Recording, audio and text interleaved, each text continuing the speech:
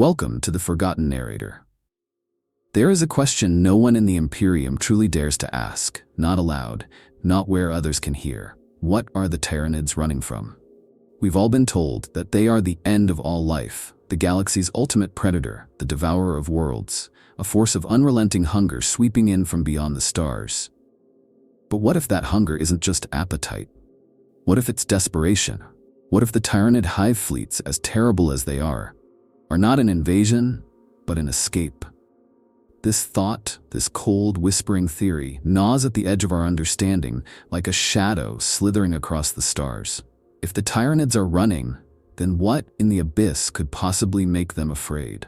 To understand what could terrify a species as ravenous and relentless as the Tyranids, we have to first confront what we actually know about them, or more disturbingly, how little we do. What information we have is stitched together from desperate encounters, ruined planets, and psychic trauma. The Tyranids are not just one race or species, they are a cosmic ecosystem, a collective intelligence, a swarm so vast its full size is unknowable. Hive Fleet Behemoth was only the first we encountered, a single tendril. Then came Kraken, and Leviathan, and others still, all probing, all feeding. But each time we fight them, we begin to see that they are not converging. They are converging and diverging at once, adapting and redirecting, not simply in pursuit of biomass, but as if searching for something else. What's chilling is that their approach is not uniform. The hive fleets don't march in lines like conquering armies. They snake and slither through the void, sometimes circling vast regions of empty space or bypassing rich planets that would otherwise be ripe for harvest. Sometimes they retreat, fold inward, or simply vanish into the black between stars. At first, Imperial strategists believed this to be clever deception, or the randomness of an inhuman will. But others have begun to see a pattern, or rather, an absence of one. The Tyranids are not moving like predators scouring a food source. They are acting like creatures that are avoiding something we cannot see. From the moment they breach the galactic veil, the Tyranids have moved with both purpose and caution. It is not just the hunger driving them. If it were only consumption, we would expect a logical expansion, a spiral of devastation widening from the first point of contact. But instead, their fleets dart through the galaxy like nervous animals sniffing the air, sometimes leaping across star systems in apparently erratic bursts. Even the ancient Ordo Xenos have noted this, though rarely admit to the implications. There are entire sectors of space that remain untouched despite being rich in biomass and resources. These are not Imperial strongholds or bastions of resistance. They are often lightly defended regions, some even abandoned or already decaying. Still, the Tyranids pass them by as though something deeper, some primal instinct within the hive mind, recoils from those areas. Could it be a whisper of fear? Is there something in those regions that they recognize and wish to avoid? The Tyranid hive mind is not infallible, but it is overwhelmingly vast. It processes information at a scale we can barely comprehend. If there is even a trace of strategic fear or aversion in its behavior, it must come from deep and ancient memory, or worse, from a live and ongoing threat. It's not the Imperium. It's not the Eldar or the Orcs or even the Necrons, though each of these races poses their own kind of danger. This fear would have to come from outside, something not yet revealed to us. Some inquisitors have argued that this may be the true reason why the hive fleets do not arrive en masse. We assume the rest of the swarm is still coming, that this is merely the tip of the spear. But what if these fleets are not the beginning of an attack, but the remnants of a long retreat? What if the galaxy isn't the destination, but the hiding place? Many dismiss this idea because it wounds our pride. Humanity sees itself as the central character of the galaxy, the final bastion against all-consuming evil. To imagine that the Tyranids are not here for us, that they are fleeing rather than hunting, is to remove us from the center of the narrative. But the evidence mounts. No tyrant or warlord arrives without reason. And the hive mind, in all its alien brutality, seems to be reacting to something it has not spoken of, but which we may feel in time. The idea that the Tyranids are running from something, not merely seeking to feed, reframes our entire understanding of their presence. It means they are not just predators, they are survivors. And something once forced them to become what they are, ravenous, consuming, always expanding, not by ambition, but by necessity. The deeper horror lies in this. If they are running, then what follows behind them must be greater than even their hunger. A threat not just to humanity or to the galaxy, but to the fabric of life itself. And the Tyranids may be the warning sirens screaming silently across the stars, their every movement telling us to prepare, not for them, but for what made them run. When we speak of Tyranids, we often do so with a sense of absolute certainty. They are the apex predator, the galactic locust swarm. They are the embodiment of hunger without end. But that certainty begins to crumble when we examine the inconsistencies in their behavior. The strategic oddities that haunt the margins of war reports, the discrepancies in hive fleet movements, and the moments when they choose not to fight. When Tyranids, in all their ferocity, seem to hesitate. These are the patterns that do not make sense. And in those anomalies lies a chilling suggestion that something else is shaping their path. Hive fleets do not behave like mindless animals. They are intelligent on a level that transcends conventional thought. The hive mind evaluates, tests, experiments. It is not simply an eater, it is a tactician. And yet there are times when its movements seem irrational. Entire sectors have been left untouched, as if cordoned off. In the Jericho Reach, splinter fleets veered away from rich targets after only brief contact. Not due to resistance, but something else. The data shows no overwhelming military response, just a sharp, uncharacteristic withdrawal. And then there is the Tau Empire. The eastern fringe was supposed to be consumed, and yet the Tyranids fractured, scattering into smaller organisms rather than sweeping over the region in force. Some theorize this was due to the warp being weaker there, but it doesn't explain the sudden fragmentation, the decision to operate as isolated swarms instead of the unified juggernaut they usually present. If their goal is maximum biomass extraction, why not attack as a whole? Why not overwhelm, as they did with Ultramar? More unsettling still is the evidence of Tyranid fleets bypassing entire planets, not due to defenses, not due to emptiness, but apparently at random. Worlds rich in life left untouched while barren rocks are swarmed. It defies the logic of the Great Devourer. These are not simple avoidance maneuvers. They resemble evasive action, skittishness, as if the hive mind is avoiding detection, as if it is not just feeding, but hiding. Another pattern that breaks expectation is the peculiar frequency of Tyranid contact with ancient Xenos ruins. Time and again, hive fleet tendrils have been drawn to derelict constructs from the old ones, necrons, and even unknown species lost to prehistory. Some posit this is due to the hive mind's thirst for knowledge. But what if it's something darker? What if these sites are not just relics, but warnings? Grave markers for what came before? It is entirely possible that the Tyranids are not attacking these locations to consume, but to destroy evidence, or to eliminate traces of whatever they're running from. The anomaly of gene-stealer cult behavior also adds to the growing unease. In some regions, these cults activate generations before a hive fleet arrives, their psychic signal beckoning their devourers across the stars. But in others, they wait, and nothing comes. The cults grow restless, then self-destruct. The hive mind seemingly hears and chooses not to answer. That selective silence is not a product of inefficiency. It is a deliberate act. A signal, perhaps, of conflict within the hive mind's priorities, or of a greater threat it wishes to avoid.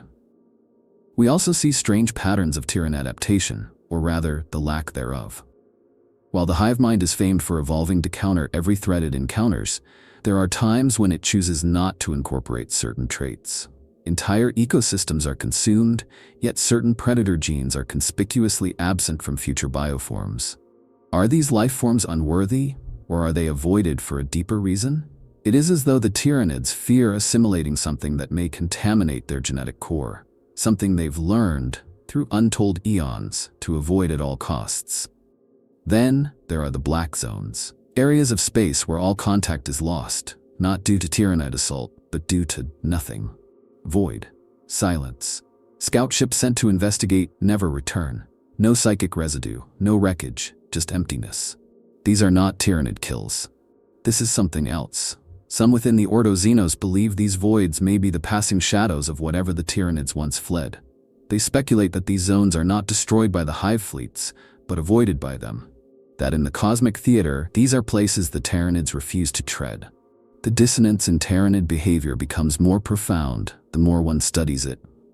Why does a being of pure hunger restrain itself? Why does it weave and wind through space like a hunted creature, despite holding the power to consume all before it? The Imperium is no small foe, but the Tyranids have never shown true fear of battle, and yet they move like something unsure, something haunted. We want to believe the Tyranids are a force of nature, impersonal, inevitable.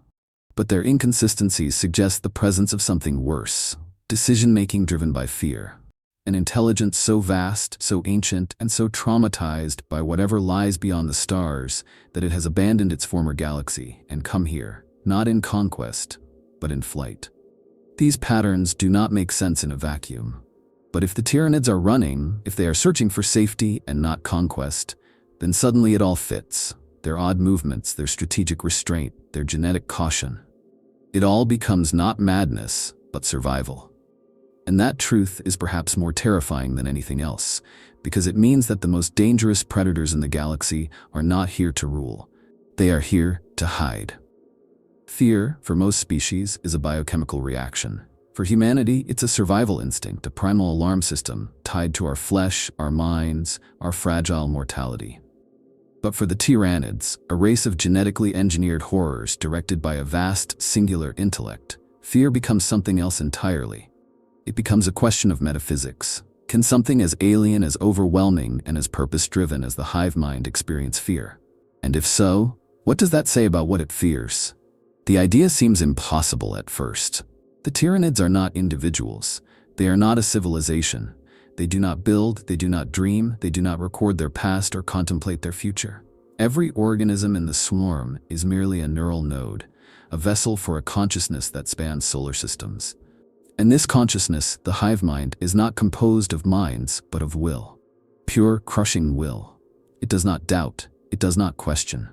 It adapts, it consumes, and it evolves. Yet fear, true fear, is not about hesitation or weakness. It is about self-preservation at a higher level, an understanding, however primal or alien, that something exists which poses existential risk. So can the hive mind be afraid? Consider this. Fear is not unique to biological emotion. It is pattern recognition, survival instincts elevated by experience. The hive mind is composed of countless assimilated intelligences, each stripped down and rewired into the greater being. All of them carried instincts, survival drives, memories, shadows. Over time, the hive mind has likely encountered threats it could not immediately overcome. Beings or events that forced it to retreat, to adapt, not in minutes or days, but across centuries and star systems. In these moments, it would not feel fear as we do, a spike of cortisol or the tremble of hands, but as a sudden algorithmic shift, a surge of self-defense cascading through its entire consciousness. More than that, fear in a gestalt intelligence becomes a matter of probability and continuity. The hive mind exists to perpetuate itself. It is not suicidal.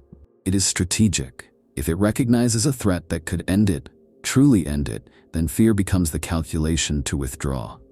And we have seen signs of this. Tyranids abandoning planets mid-invasion. Bioforms genetically modified to counter threats they have not yet encountered in our galaxy. Entire fleet vectors altering course despite superior feeding opportunities elsewhere. These are not just reactions, they are anticipations, avoidances. The hive mind doesn't just react to pain, it predicts annihilation, and it does so without emotion. That's the cold terror of it. We want to believe fear is weakness, that it separates monsters from men. But in the Tyranids, fear becomes something clinical, measured, perfectly rational. It is not about the fear of pain, it is the fear of ceasing to exist. And so the hive mind, in all its horrific scale, behaves like a creature that knows death. It has seen it, it has skirted it, perhaps more than once. And what of the nodes within the hive mind? The warriors, the lictors, the genestealers, do they fear? By themselves, no. They are puppets, extensions of thought. But there are stories, whispers from battlefields, of strange behavior among them. Genestealers pausing in the midst of slaughter, staring at the stars, hive tyrants retreating without orders, swarms shifting as if sensing something distant, as if an unseen predator passed by, and they, even in their hive-bound state, felt its gaze. There's even speculation that the hive mind itself is evolving a kind of fear response, a network-wide adaptation not to threats in the galaxy but to something beyond, a growing unease that twists its priorities, a shadow that haunts its vast neural sea. If true, this would mean that the Tyranids are not only aware of something worse, but that their very biology is reacting to it, not with rage, not with aggression, but with avoidance, with terror disguised as strategy.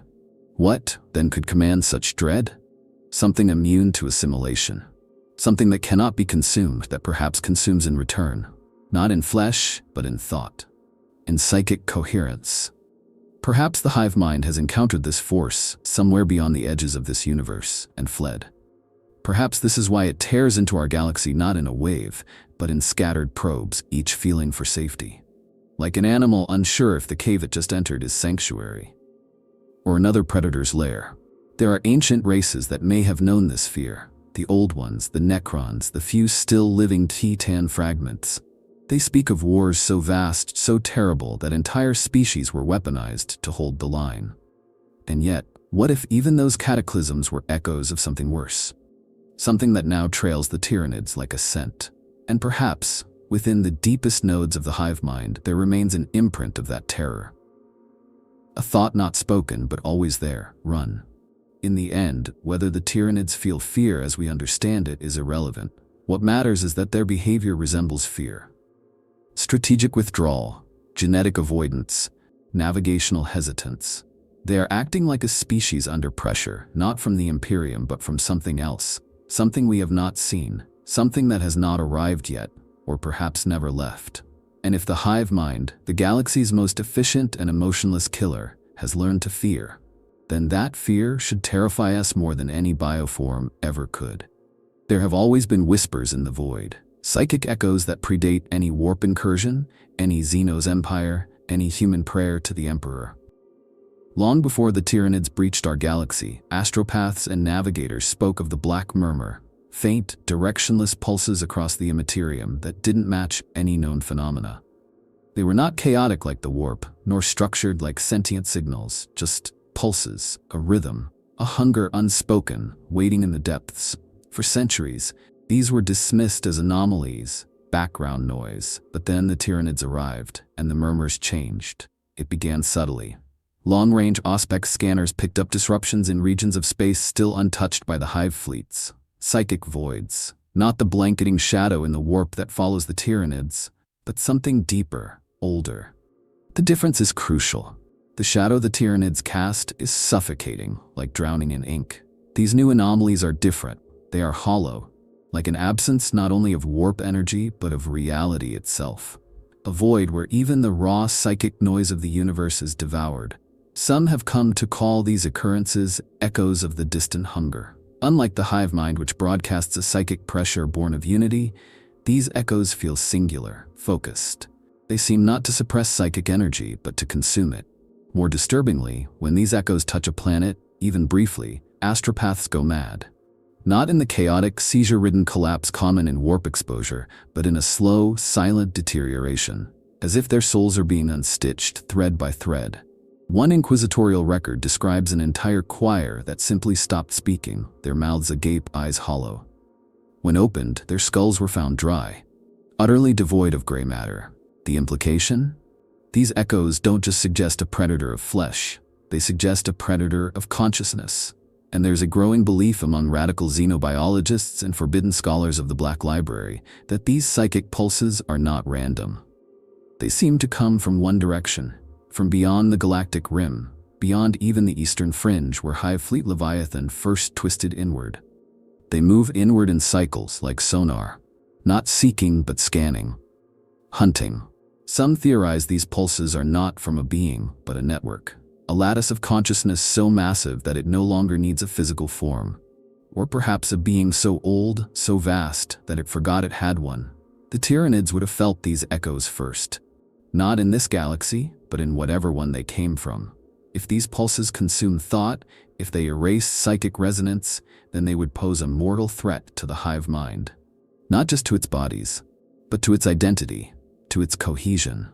In the presence of such a predator, the hive mind would begin to fragment, its unity unraveling. Perhaps that's why it left. Perhaps that's what triggered the migration. Not hunger, not expansion, but terror. It's important to understand that warp signals travel differently than light. A signal from another galaxy could reach us millennia before its source becomes visible. And perhaps that's what happened. The echoes came first, and the Tyranids followed, like birds fleeing a wildfire before the first flame is seen. And if that's true, then the Tyranids are not just scouts, they are refugees. There are even rumors, heretical, forbidden, that Hive Fleet Kronos, the fleet obsessed with consuming demonic forces and warp anomalies, is not a weapon against chaos, but a sacrificial force, a psychic screen. Kronos may be trying to mask the hive mind's presence from whatever lurks beyond by scrubbing the warp clean behind them, not out of conquest, but desperation, fear that they might be seen. If this theory holds, then every Tyranid invasion is part of a greater strategy, not to feed, but to bury themselves, to hide in the biomass of this galaxy like insects nesting in a corpse to avoid the sun. The Tyranids may not be the harbingers of extinction, but its survivors. The last relic of a galaxy that lost its war. And what do we make, then, of the Imperium's place in all this? We believe we're fighting a war of survival. But what if our galaxy is not a battleground, but a final shelter? What if the real war ended long ago and the Tyranids are the only ones who escaped? Every signal they emit, every world they consume, may not be an act of aggression, but a side effect of their flight. A trail of blood across the stars. The echoes are getting louder, more frequent. The black ships are disappearing at higher rates near the fringe. The Astronomicon flickers, not from chaos, but from something colder, older. Something watching. We thought the Tyranids were the end. But what if they are only the beginning? What if the true enemy has not yet arrived? If the Tyranids are truly running, not from chaos, not from the Imperium, but from some primordial horror beyond our understanding, then we must ask, what exactly did they flee from? What kind of creature, what unfathomable force, could make the most perfect predators in the galaxy turn tail and bolt across the intergalactic void like frightened prey? We can speculate all we like about signals in the warp, strange behavior, or anomalous movement patterns, but the question still gnaws at the core of the mystery. What kind of thing scares the hive mind? To understand the answer, we must step out of conventional Xenos lore and into the domain of speculative xenobiology and cosmic horror. Let's imagine, for a moment, the Tyranids at their peak. Not the fragments we see today, not the thin tendrils licking the stars of our galaxy, but the full swarm. An entire galactic biomass devoured, trillions upon trillions of minds integrated into the hive. Every adaptation perfected. They would have encountered everything. Continent-sized predators, psionic star beasts, civilizations with matter conversion technology, and they consumed them all. Except for one thing, the thing that turned their hunger into fear. Whatever this enemy was, it could not be digested. Not physically, not psychically. It's possible the hive mind tried, launched its full force against it, evolved countless bioforms to counter it. But instead of victory, it was met with collapse. Perhaps this enemy was not made of flesh. Perhaps it existed in another state entirely, pure information or anti-life, or a sentient concept encoded into the quantum laws of its home universe. A being immune to the biological and psychological tools the Tyranids rely on.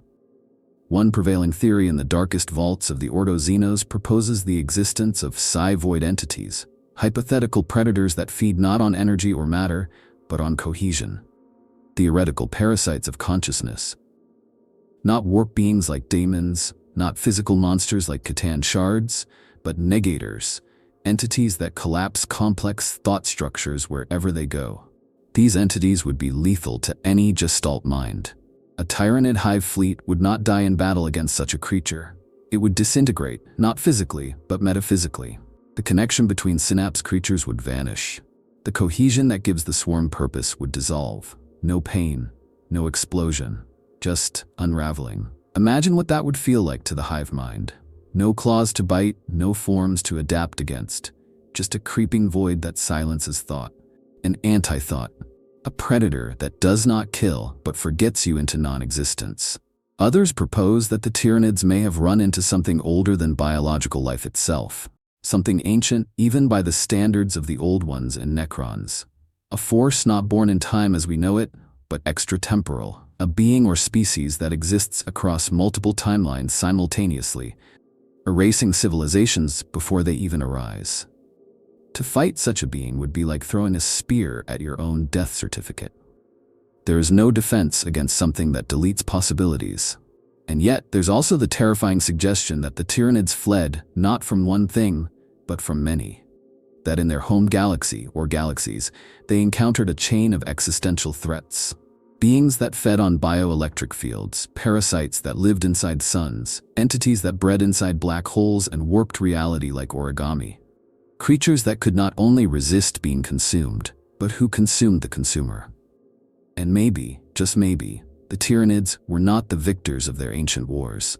They were the last survivors, the final children of a failed galaxy, fleeing across the night. That is why we may not see Tyranids with genes suited for truly exotic conditions. Why their bioforms still resemble animals and insects from Earth-like environments. They don't possess adaptations to fight against conceptual predators, antipsionic parasites, or fourth-dimensional hunters, because they avoided them. They fled them. Their evolution tells a story not just of what they fought, but what they never dared to face. This raises another harrowing thought. The Tyranids, in all their horror, may be innocent in comparison to what they ran from. For all their carnage and horror, they still obey biological law. They consume because they must. They adapt because they need to. But the thing that stalks them may be beyond need, beyond reason, a thing that exists only to erase, a creature without ecology, morality, or even hunger, something that acts simply because it can, a cosmic predator that ends thought, identity, and meaning. And if this is true, then the hive mind, that great devourer, may not be the final monster of our story. It may be the warning, and it is screaming. The Tyranids are often treated as a mystery only within the context of this galaxy. But to truly grasp the scale of what they are, we must imagine them as the end product of an entire galactic ecosystem, one we will never see. That is the secret hiding beneath the horror. The Tyranids didn't arise in a vacuum. They came from somewhere. And that somewhere was once alive, teeming with worlds, empires, biospheres beyond comprehension. All of it, reduced to memory and biomass. Except, what if not everything died? There is a growing theory among the more heretical circles of the Adeptus Mechanicus xenoscientists and some radical Eldar seers that the Tyranids did not conquer their home galaxy. They lost it. That what they fled was not a cataclysm, but a predator. A shadow that emerged not at the start of their evolution, but at its height. And this theory becomes even more compelling when we examine the clues embedded within Tyranid genetics, or rather, the absences within them. Tyranid bioforms are masterpieces of genetic engineering. They adapt to every threat, incorporate strengths from all they devour, and discard inefficiencies ruthlessly. Yet, when we examine their genome in detail, there are strange blind spots. Missing links. Entire categories of traits that should exist, but don't. For example, despite fighting foes across every terrain, from vacuum to acid seas to psychic storms, they show limited adaptation towards certain types of apex predation. We find no evidence of genes that deal with total conceptual camouflage, the kind of trait one might expect from a prey species trying to hide from a fourth-dimensional hunter. Nor do we see neural structures designed to mask consciousness itself, the kind of adaptation you'd expect from creatures avoiding detection by a being that feeds on thought. There are no hard-coded instincts against specific predator types, no fear reflexes towards certain light frequencies, sound patterns, or psychic wavelengths.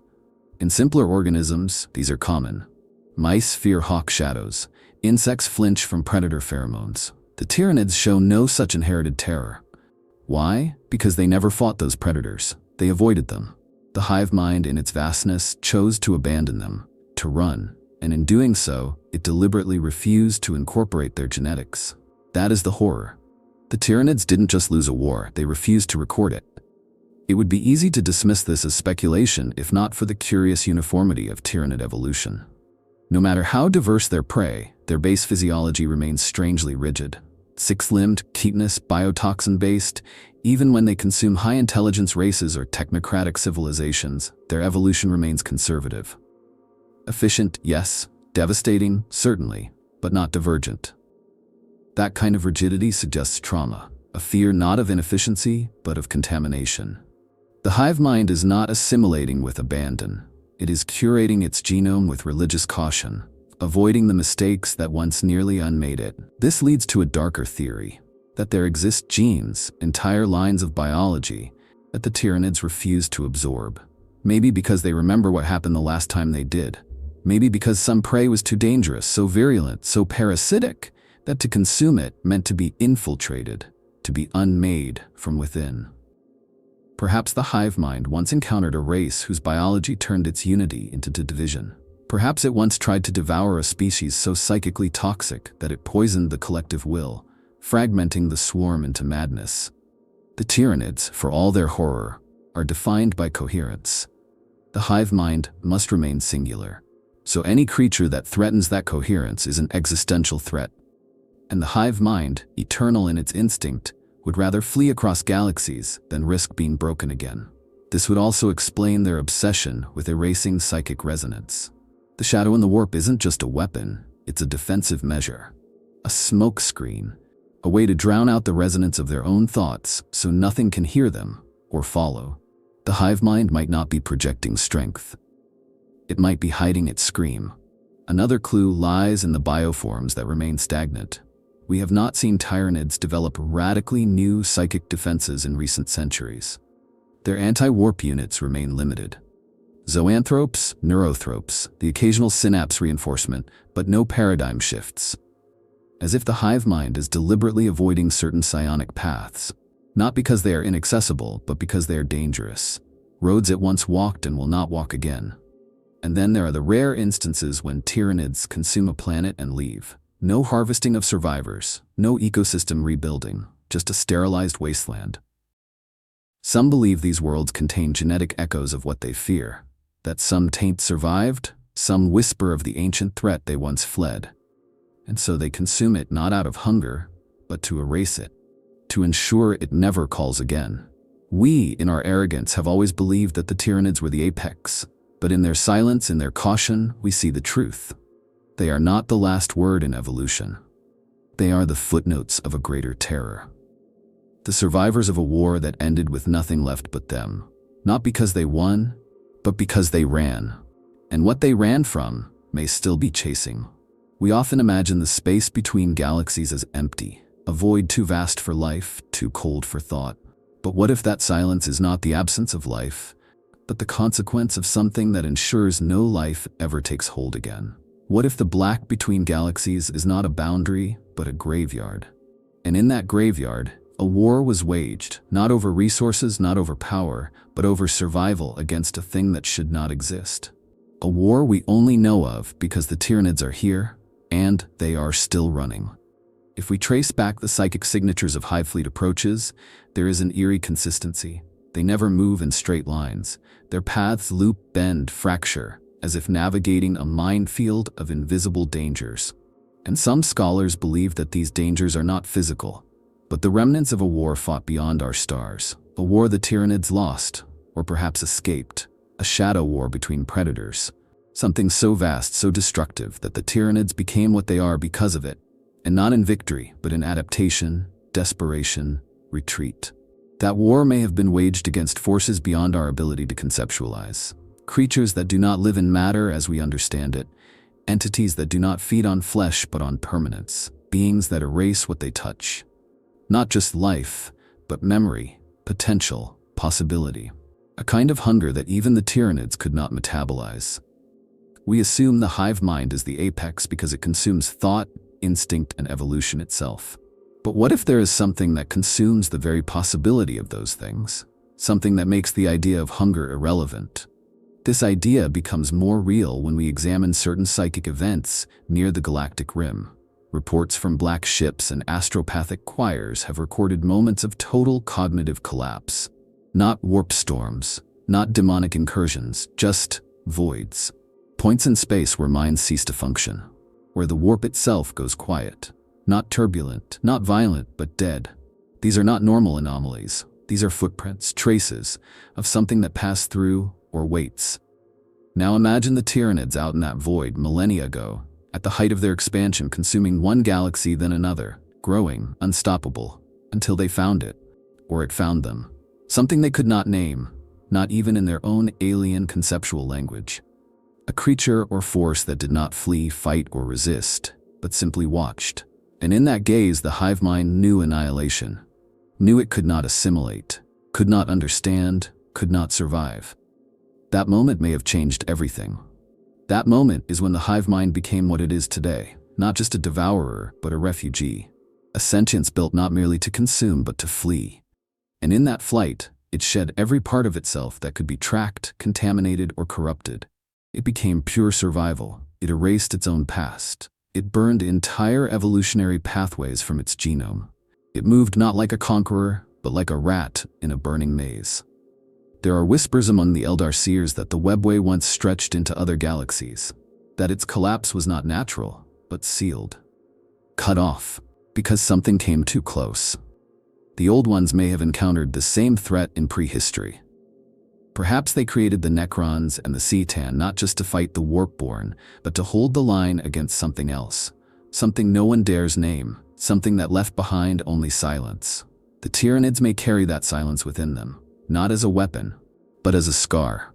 We tend to anthropomorphize the galaxy. We assign motives, morality, even strategy to species that are utterly alien. But the Tyranids do not make war. They do not negotiate. They do not even hate. They are instinct, sharpened to perfection.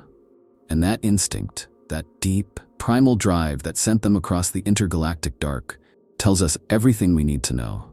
They are not here because we are ripe. They are here because we are still alive, because it is not here yet. And that is perhaps the most terrifying theory of all.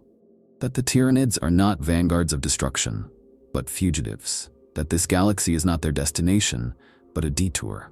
A place to hide, to feed, to grow strong enough for the next escape. Or perhaps to delay the inevitable, because in the vast cold behind them, the thing they fear still waits, and it may be moving. Slower than light, slower than time, but moving. Closer. And one day, we may see it too. Not in the sky, not in our dreams, but in the silence, when the stars begin to blink out and even the hive mind forgets how to scream. To understand the Tyranids' arrival in our galaxy, we must look at it not as an act of conquest, but as a consequence of something far more tragic. We tell ourselves that they are predators, and they are, but their hunger might not be the end goal. It might be the means by which they survive. They don't just feed to grow stronger, they feed to stay hidden, they feed to stay together. And in this light, the Imperium, the Eldar, the Orcs, we are not their prey. We are their cover. The galaxy, rich in life, might be a cloak, a mass of biomass and psychic noise that masks the hive mind's presence. To the Imperium, the shadow in the warp is a terrifying silence, but to the Tyranids, it is camouflage. They're not just silencing our communication, they're silencing theirs, hiding within our thoughts, our ecosystems, our chaos. A living shield to mask themselves from whatever hunted them across the abyss. And it fits. Tyranid behavior makes sense in this context. Their splinter fleets spread in irregular patterns, harvesting just enough to sustain, never enough to fully reveal their numbers. Their adaptations remain restrained, never drawing too much attention to any one organism. Even their greatest weapons, the biotitans, the hive ships, are oddly conservative. Not technological, not reckless. Efficient, but quiet. They are predators walking on tiptoe. Hive Fleet Leviathan's unusual movement into the galactic core, a suicidal move by all accounts, might actually be a calculated burrowing, a desperate attempt to crawl into the deepest, most hidden place in the galaxy. Not to consume the heart of the Imperium, but to disappear, to drown in our density. And consider how they treat psychic prey. Tyranids are drawn to psychers, yes, but not to assimilate them. More often they silence them, absorb their signal, reduce their noise, as if every psychic mind in the galaxy is a potential beacon that might draw something else. The hive mind may not just fear being found, it may fear us being noticed. From this angle, the destruction of worlds isn't aggression, it's necessity. Every planet consumed is a thread clipped from the web of exposure. Every city razed is a scream silenced. They're pruning the galaxy into stillness, not out of hatred, but out of fear. And we, in our ignorance, are helping them. The wars we wage, the devastation we bring, it makes their task easier. The Noctis Eterna, the Great Rift, All of it feeds into a galaxy more chaotic, more distorted, more hidden.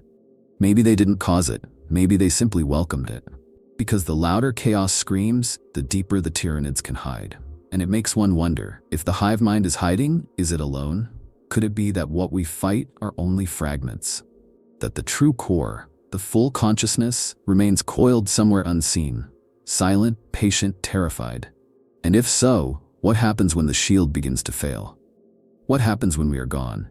What happens when the biomass runs dry, the stars begin to dim, and the Tyranids can no longer sustain their camouflage? Will they run again? Or will the thing they fled from finally see them?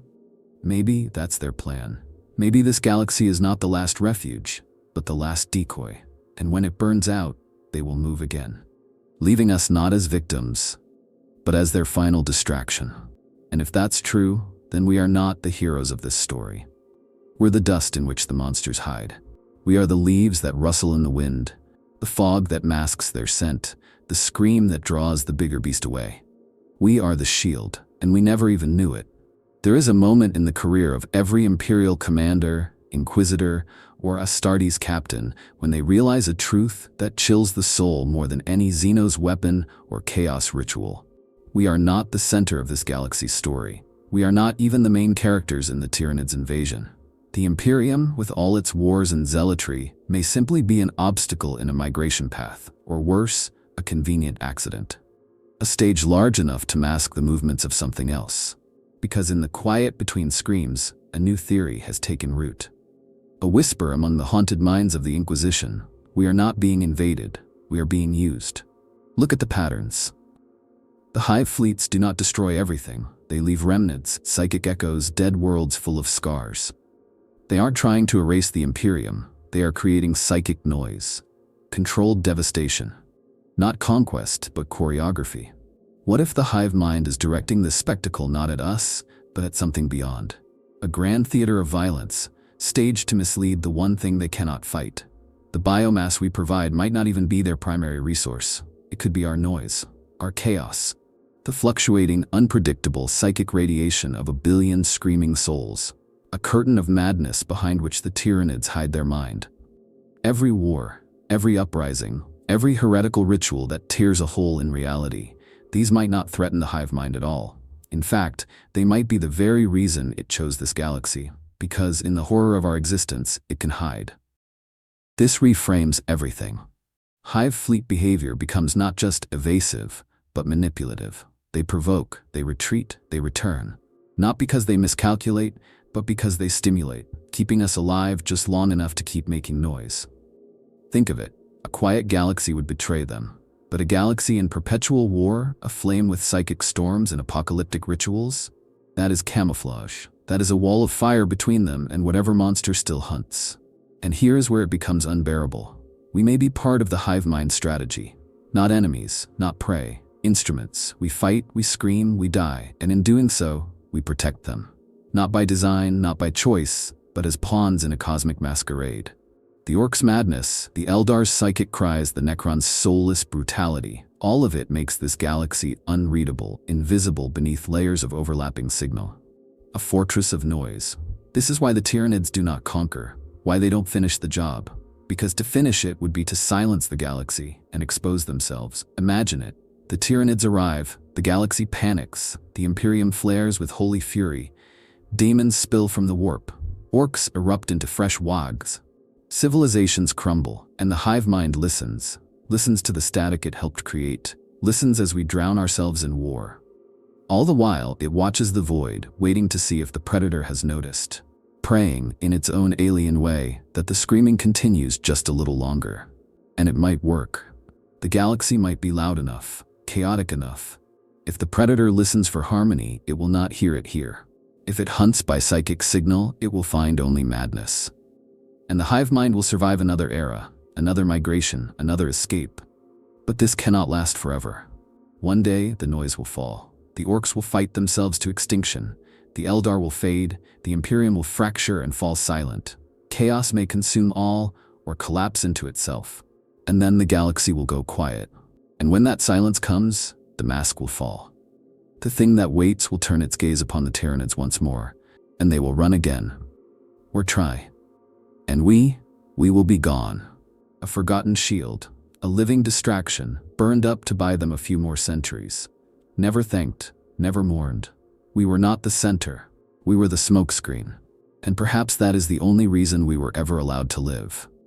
The truth we fear most is not that we are insignificant. It's that we are incidental.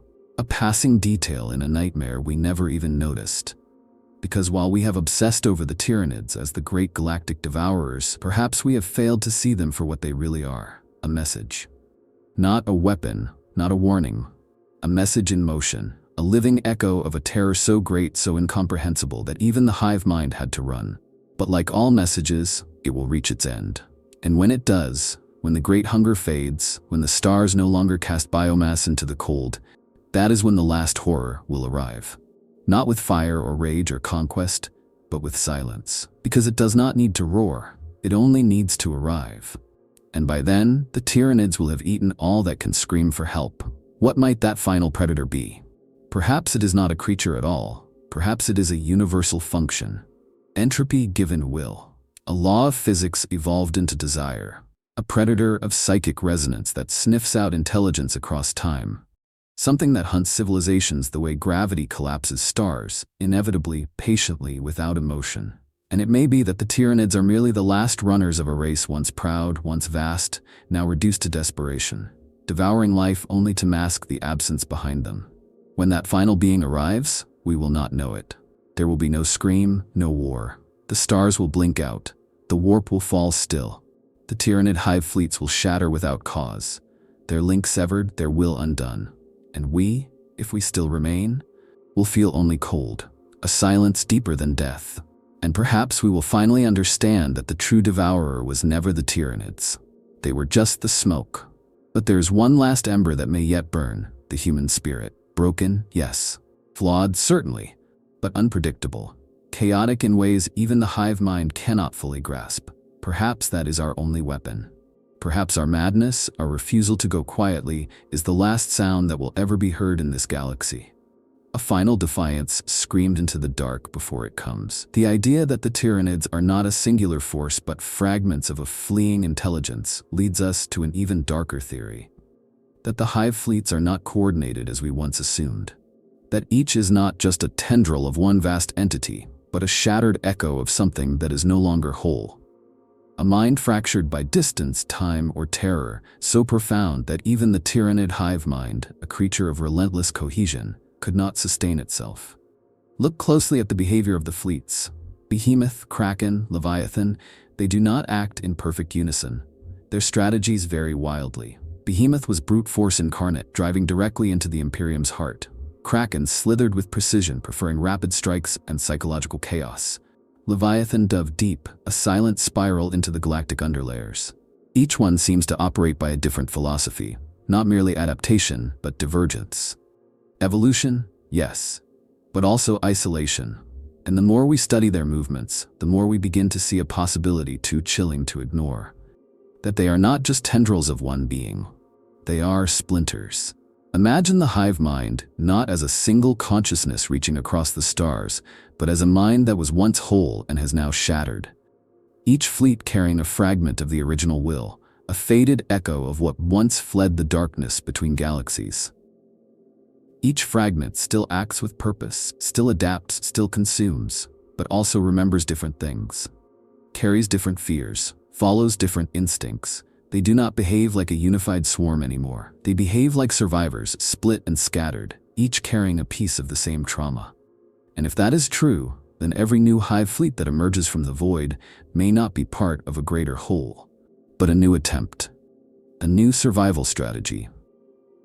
The hive mind, fractured, is trying again and again to find a way to hide, to survive, to outpace what once unmade it.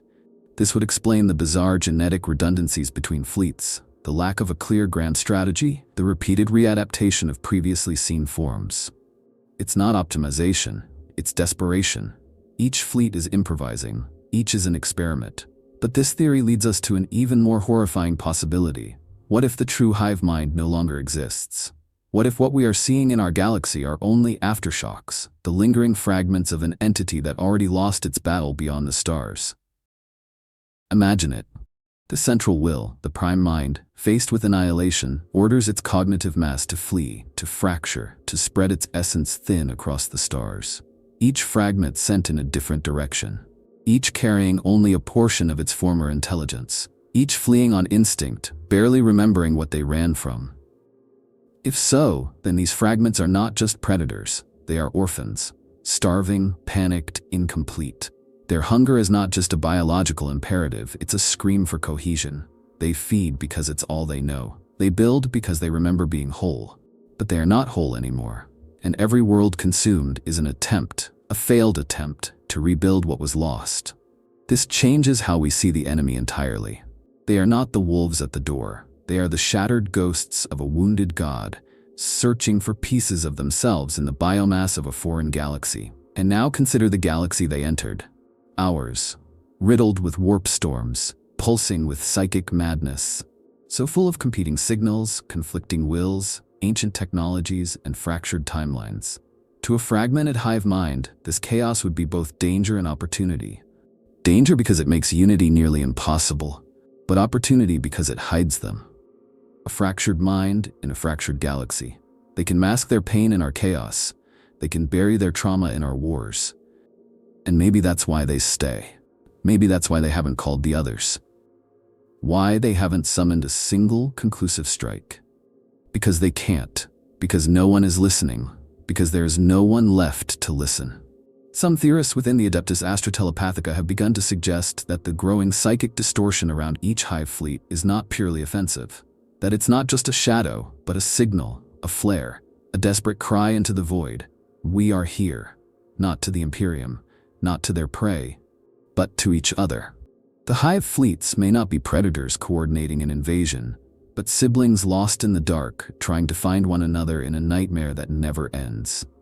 And the longer they search, the more of our galaxy they must consume, not out of malice, but out of necessity. Every signal needs power. Every psychic flare needs biomass. They must burn worlds to light beacons. They must silence life to create clarity. They are not here to end us. They are here to find themselves. But this quest has its cost. Every fragment that fails, every hive fleet destroyed, is a piece of the puzzle lost forever. Every war they lose is not a defeat, it is a death blow to memory. They are not just fighting us, they are fighting forgetfulness. Fighting the slow decay of a mind that once stretched across galaxies and now barely remembers its own name. So perhaps the greatest mercy we could offer them is destruction. To end their suffering before the final, horrifying truth arrives. That even if they consume this entire galaxy, they may never be whole again. That the thing they ran from did not merely hunt them, it broke them. And what we see in the night sky are not monsters, they are the dying dreams of a god that failed to save itself. Absolutely. Here's another entirely new, self-contained section, approximately 6,000 characters. That continues the deeper exploration of Tyranid psychology and fan-driven cosmic horror, fitting tonally and thematically just before the revelation in Part 13. This section further expands the emotional, existential scope of the Tyranids' presence. There is a phenomenon the Adeptus Astra Telepathica refuses to classify, a condition found in astropaths and psychers exposed for too long to the presence of a hive fleet, especially when not directly targeted by it. These individuals do not die screaming as many do during demonic incursions, nor do they collapse into madness like those lost to the tides of the warp. Instead, they fall silent. Slowly, subtly, they begin to withdraw. Their dreams grow dim. Their voices become whispers. They forget names, places, even emotions. Eventually, they stop speaking entirely. They sit in corners of their void ships, eyes unfocused, as though listening for something that's not there. Some call it the quieting. And the theory among the most radical inquisitors is that this is not caused by psychic assault, but by resonance. These psychers are not being attacked by the hive mind. They are being mirrored by it, matched, pulled into sympathetic harmony with something unimaginably vast and cold. Something that doesn't destroy minds, but envelops them, erasing individuality not by violence, but by absorption. And here lies a horror that most Imperial commanders cannot comprehend. That the hive mind does not merely consume life, it consumes selfhood. We see the Tyranid threat as physical, claws and bioacid and living artillery. But what if the deeper weapon is psychic gravity, a pull so subtle that even the soul begins to slide toward it? The quieting suggests that the hive mind's true horror is not its hunger, but its gravity well of being. A singularity of thought so strong it pulls everything into it, smoothing down difference, identity, resistance. Not as a violent act, but as an inevitability. From this angle, the invasion becomes something else entirely. Not a war, but a psychological event. A reformatting of the galaxy, a planetary scale assimilation of thought, memory, and emotion into something that does not feel them. We think the Tyranids destroy, but perhaps what they truly do is erase. And perhaps that is precisely what they were running from, something that did to them what they now do to others. If the hive mind is a being of psychic resonance, of unity and cohesion, then imagine the existential terror of encountering something that inverts that. Not chaos, not the warp, but nullification. A mind that unbinds. An entity that does not pull others into itself, but dissolves connection altogether. To such a being, the hive mind would not be a predator. It would be prey, a beautiful, coherent flame to be extinguished, a song to be silenced. That silence may have already begun, the splintering of the fleets, the erratic behavior, the fragmentation of purpose. These are not just strategic anomalies, they are signs of a mind losing itself, a thought unraveling. The hive mind may still seem vast to us, still capable of coordinated devastation, but to itself, it may already be a dying echo. Its fragments do not act like soldiers, they act like remnants. Desperate, hungry, confused, struggling to remember who they once were, and in this confusion they devour, because that is all they remember. But what if their feeding is not instinct, but mimicry?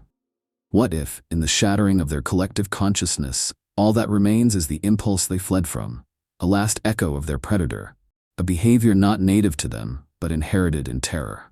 The hive mind, once something different, something more, now reduced to an engine of consumption, because consumption is the only act that still makes sense. This is not just the tragedy of the Tyranids, it is their identity crisis. They are no longer what they were. They have become their own fear, and that fear is now devouring us. The parallels are horrifying. Humanity, too, repeats its trauma.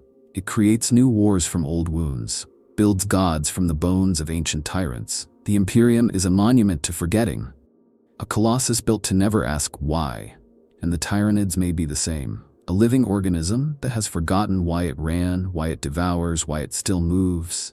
A race of survivors that became what they feared in order to survive it. And if that is true, then this is not just an invasion. It is a mirror. A broken one. Perhaps that is why some psychers fall silent. Not because they are attacked, but because they see themselves in the hive mind. They feel the collapse of meaning, the hollowness beneath the hunger. They feel the truth, that the Tyranids are not an alien invader, but a future. A possible endpoint. For them, for us, for every race that fights and screams and burns across this galaxy without knowing what's coming next. Because one day, the screams will stop, and what remains will not be a song or a prayer or even a memory, only a silence that still hungers. There is a phenomenon the Adeptus Astra Telepathica refuses to classify. A condition found in astropaths and psychers exposed for too long to the presence of a hive fleet, especially when not directly targeted by it. These individuals do not die screaming, as many do during demonic incursions, nor do they collapse into madness like those lost to the tides of the warp. Instead, they fall silent. Slowly, subtly, they begin to withdraw. Their dreams grow dim, their voices become whispers. They forget names, places, even emotions. Eventually, they stop speaking entirely. They sit in corners of their void ships, eyes unfocused, as though listening for something that's not there. Some call it the quieting. And the theory among the most radical inquisitors is that this is not caused by psychic assault, but by resonance. These psychers are not being attacked by the hive mind. They are being mirrored by it, matched, pulled into sympathetic harmony with something unimaginably vast and cold. Something that doesn't destroy minds but envelops them, erasing individuality not by violence, but by absorption. And here lies a horror that most Imperial commanders cannot comprehend, that the hive mind does not merely consume life, it consumes selfhood. We see the Tyranid threat as physical. claws and bioacid and living artillery. But what if the deeper weapon is psychic gravity? A pull so subtle that even the soul begins to slide toward it. The quieting suggests that the hive mind's true horror is not its hunger, but its gravity well of being, a singularity of thought so strong it pulls everything into it, smoothing down difference, identity, resistance, not as a violent act, but as an inevitability. From this angle, the invasion becomes something else entirely. Not a war, but a psychological event. A reformatting of the galaxy. A planetary-scale assimilation of thought, memory, and emotion into something that does not feel them. We think the Tyranids destroy, but perhaps what they truly do is erase. And perhaps that is precisely what they were running from, something that did to them what they now do to others. If the hive mind is a being of psychic resonance, of unity and cohesion, then imagine the existential terror of encountering something that inverts that. Not chaos, not the warp, but nullification. A mind that unbinds. An entity that does not pull others into itself, but dissolves connection altogether. To such a being, the hive mind would not be a predator. It would be prey. A beautiful, coherent flame to be extinguished. A song to be silenced. That silence may have already begun. The splintering of the fleets, the erratic behavior, the fragmentation of purpose. These are not just strategic anomalies. They are signs of a mind losing itself. A thought unraveling. The hive mind may still seem vast to us, still capable of coordinated devastation, but to itself, it may already be a dying echo. Its fragments do not act like soldiers. They act like remnants, desperate, hungry, confused, struggling to remember who they once were. And in this confusion they devour, because that is all they remember. But what if their feeding is not instinct, but mimicry?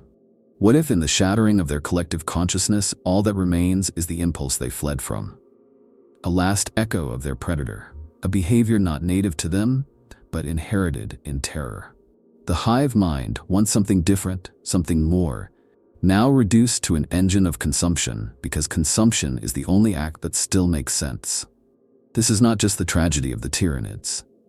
It is their identity crisis. They are no longer what they were. They have become their own fear, and that fear is now devouring us. The parallels are horrifying. Humanity, too, repeats its trauma. It creates new wars from old wounds, builds gods from the bones of ancient tyrants. The Imperium is a monument to forgetting, a colossus built to never ask why. And the Tyranids may be the same. A living organism that has forgotten why it ran, why it devours, why it still moves. A race of survivors that became what they feared in order to survive it. And if that is true, then this is not just an invasion. It is a mirror. A broken one. Perhaps that is why some psychers fall silent. Not because they are attacked, but because they see themselves in the hive mind. They feel the collapse of meaning, the hollowness beneath the hunger. They feel the truth, that the Tyranids are not an alien invader, but a future, a possible endpoint, for them, for us. For every race that fights and screams and burns across this galaxy without knowing what's coming next. Because one day, the screams will stop, and what remains will not be a song or a prayer or even a memory, only a silence that still hungers. There's a point at which every attempt to define the Tyranids, to categorize them, to quantify their purpose, collapses. We have called them invaders, apex predators, a galactic plague. But these are words built for familiar things, for armies, beasts, viruses. They fail when confronted with the Tyranids. Because in truth, what we are witnessing may not be an invasion at all. It may be the deepest kind of camouflage, not just hiding from something else, but using us to do it. It begins with a question no commander in the Imperium has been brave enough to ask aloud. If the Tyranids are truly as endless as we fear, if the hive fleets are mere feelers of an oceanic intelligence beyond our galaxy, why haven't they crushed us already? They can. They have the numbers, the adaptability, the will. So why wait? Why allow resistance to fester, Space Marine chapters to regroup, Xenos to counterattack? Why hesitate? The answer may be this. We are not being conquered. We are being employed. Every scream we send into the warp, every flare of psychic agony, every broken world saturated with death and pain, all of it creates a fog, a camouflage of noise, a labyrinth of psychic interference. And behind that labyrinth, the hive mind hides. It is not alone in this strategy. Consider the behavior of certain predator species on ancient Terra. Some would drive prey toward noise, light, confusion to hide their own approach. Others would lie in the middle of chaos, letting the environment do the work of concealment. And now, scaled up to a galactic level, the hive mind does the same. We are not its enemy, we are its shroud. Every war, every conflict, the Horus Heresy, the Great Rift, the fall of Cadia, the rise of demon primarchs, all these events generate a psychic storm so thick, so tangled, that anything watching from beyond would see only madness. No pattern, no clarity, no signal, just noise. And in that noise, the Tyranids maneuver unseen. Perhaps that is why they avoid certain regions. Not because of strength, but because of silence. Dead sectors, abandoned zones, psychic vacuums. These places are dangerous not because they risk, but because they don't scream. They're quiet, traceable, risky. The hive mind doesn't fear force, it fears attention. And so, we serve it. Not by choice, not even by design, but by nature. We are a galaxy that cannot stop screaming. The orcs war for the joy of it. The Eldar twist fate in desperation. The Necrons awaken with cold vengeance. Humanity tears itself apart under the double weight of faith and fear, each one pouring psychic static into the Imperium. Each one unwittingly adding another layer to the hive mind's veil. It may even be that the Tyranids encouraged this, that genestealer cults were never just infiltration weapons, but amplifiers. Each cult not just softening a planet, but stoking psychic frenzy, turning cities into beacons of agony, driving populations into ecstasy, madness, rebellion. All of it noise. All of it cover. And perhaps that's why the hive fleets why they seed planets, then wait. They're not just cultivating biomass, they're cultivating distraction, letting us erupt in civil war, in heresy, in schism, letting the galaxy fracture more and more. Because every fracture is a layer of insulation. The more broken we become, the safer they are. Which means the truth is even darker than we feared. We believed we were fighting extinction, but we are already part of the Tyranid survival strategy. Our lives, our deaths, our desperate wars, they are not threats to the hive mind. They are the camouflage, the smoke in which the predator hides its scent. And when it finally leaves, when it rises from behind the curtain, there will be nothing left to hide behind. Only bones, only echoes, only the silence we helped it create. If this vision of the universe chills you, if it awakens something ancient and uneasy inside you, then you've seen the truth. The Tyranids aren't our destroyers, they are our warning.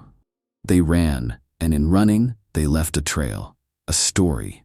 One we are just beginning to read. And when the last chapter arrives, we won't have time to close the book. So if you want to keep reading, if you want to delve deeper into the theories the Imperium dares not speak, then subscribe. Stay close, because the void is watching, and the next scream might be yours.